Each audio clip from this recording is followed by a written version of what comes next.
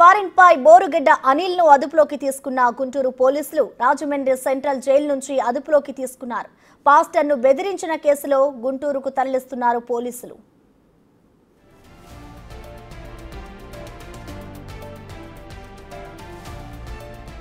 Rajahmundry central jail వద్ద నుంచి మళ్ళీ గుంటూరు పోలీసులు పీటీ వారెంట్ పై తీసుకెళ్తున్నారు. ప్రస్తుతం మనం ఆ దృశ్యాలు చూస్తున్నాం. చూడొచ్చు మనం ఒక ఐచర్ మినీ బస్సులో నుంచి అయితే బోరగడ్డ అనిల్ని పూర్తిగా గుంటూరు పోలీసులు అయితే పాస్టర్ని బెదిరించిన కేసులో అయితే తీసుకెళ్తున్న పరిస్థితి కనిపిస్తుంది.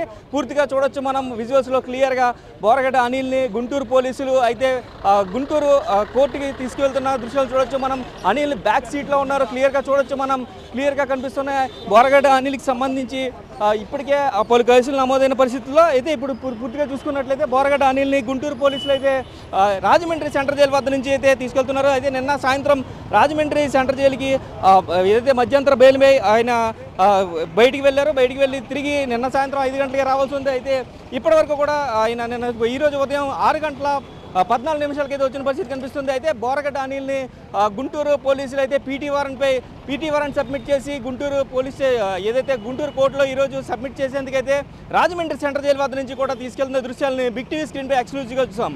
కెమెరామెన్ రవితో శంకర్, బిగ్ టీవీ.